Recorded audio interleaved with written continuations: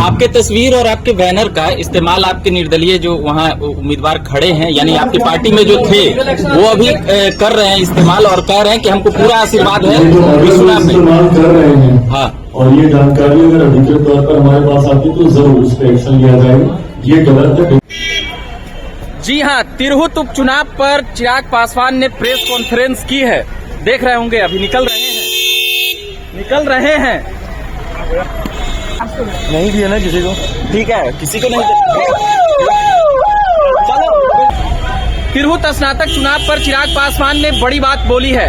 सीधे तौर पर कहा है कि एनडीए उम्मीदवार अभिषेक झा को जिताने के लिए यहां पर वह काम कर रहे हैं और जो उनकी पार्टी से निर्दलीय उम्मीदवार खड़े हुए हैं, जो बैनर, पोस्टर और स्टिकर और चेहरे का इस्तेमाल कर रहे हैं, उन पर कानूनी कार्रवाई करेंगे, पता चल जाएगा। तो बाकी सुनते हैं क्या कुछ कह रहे हैं चिराग पासवान।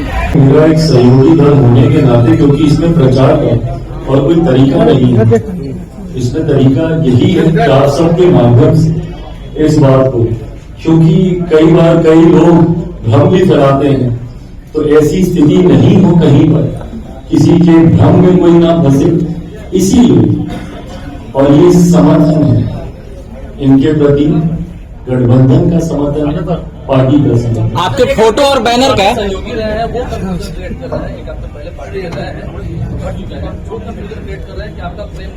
मैंने इस बात को स्पष्ट कर दिया है। आज मेरे साथ जो बैठे हैं अभिषेक, इसलिए मैंने कहा कि कोई अगर भ्रम फैलाने का प्रयास करे तो इस बात को सुनिश्चित कर लिया जाए कि लोक जनशक्ति पार्टी रामविलास का पूरा समर्थन, मेरा पूरा समर्थन उनके साथ है और ये चुनाव जीत रहे, इसमें कहीं कोई संदेह। आपके तस्वीर और आपके बैनर का इस्तेमाल आपके निर्दलीय जो वहाँ उम्मीदवार खड़े हैं, यानी आपकी पार्टी में जो थे, वो अभी कर रहे हैं इस्तेमाल और कह रहे हैं कि हमको पूरा आशीर्वाद है इस्तेमाल कर रहे हैं। हाँ, और ये जानकारी अगर अधिकृत तौर पर हमारे पास आती तो जरूर उस पर एक्शन लिया जाएगा। ये गलत है। बिना किसी की जानकारी के, बिना किसी की सहमति के इस तरीके से तस्वीरों का, बैनर का, पार्टी के नाम का, पार्टी की सोच का इस्तेमाल करना कभी उचित नहीं। जो ये कर रहा वो गलत कर रहा है। करें, आशीर्वाद प्राप्त है चिराग पासवान जी का। मेरा आशीर्वाद इनके साथ है और भैया अभी तो मतलब क्या आशीर्वाद क्या होता है, अभी उस उम्र में नहीं पहुंचे, पूरा समर्थन इनके साथ है। छोटे भाई है, बड़ा भाई होने के नाते तो आशीर्वाद दे सकता हूँ, पूरा इनके साथ है। जी, आपका सम्मान मानते हैं। मोहन भागवत ने करीब जिसमें उन्होंने कहा कि जनसंख्या निरंतर चिंता का विषय है। 3 बच्चे पैदा करें। 3 बच्चे का बीजेपी कह रही है कि वो सामाजिक संतुलन की बात कर रही है। So we need to understand the technicality behind it.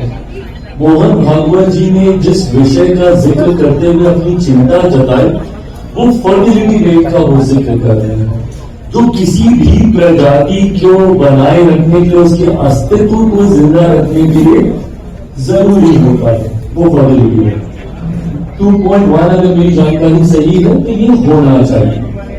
पर आज की तारीख में वो 2.1 से गिरकर 1.91 के आसपास वो आया है।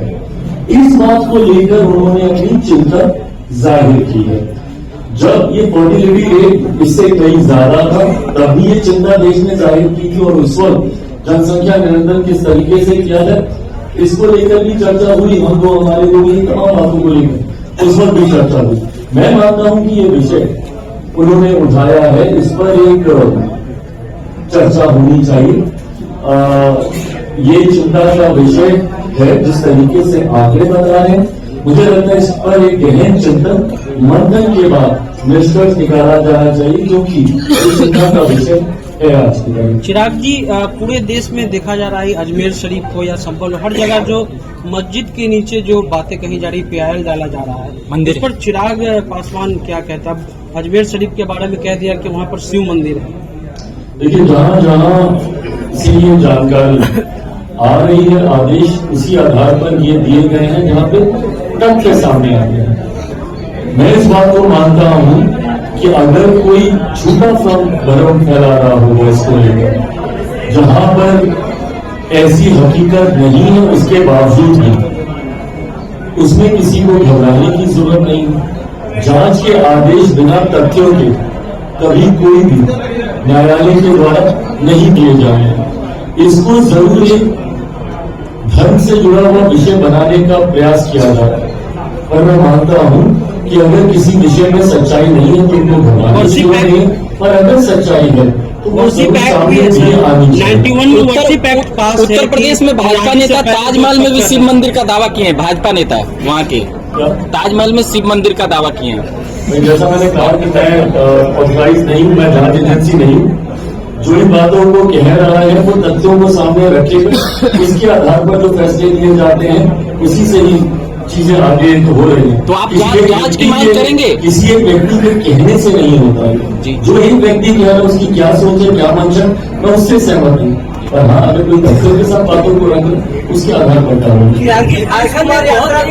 भाजपा की उस पर आप लोग बात नहीं करते हैं कि महाराष्ट्र अरे मंदिर है का। क्या कारण है कि झारखंड में क्या वो आदिवासी ये भी हमारे गठबंधन की मंथन का विषय है, और जिस पर तमाम घटक दल बैठकर, जिसमें सुरेश यादव जी की पार्टी भी है, अरसू भी है, भारतीय जनता पार्टी भी है, हम लोगों ने भी एक ही सीट पर एक लंबे समय के बाद झारखंड में गठबंधन के तहत हम लोगों ने चुनाव लड़ा।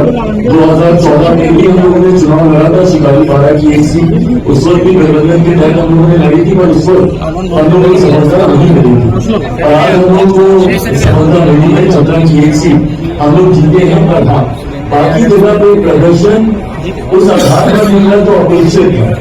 इसमें तमाम प्रभारियों के साथ, जिसमें आदरणीय शिवराज सिंह चौहान जी भी हैं, जिसमें हेमंता विश्व शर्मा जी भी हैं, भारतीय जनता पार्टी है, हम लोग की पार्टी है, आरसू है जो कि एक प्रमुख गठबंधन दल है, झारखंड जनता दल यूनाइटेड है। सब लोग बैठकर इसके ऊपर जरूर मंथन करेंगे। मंथन चल भी रहा है, कुछ विषय है जो सामने आए हैं जिसकी वजह से संभवतः ये परिणाम हम लोग को देखने को मिले।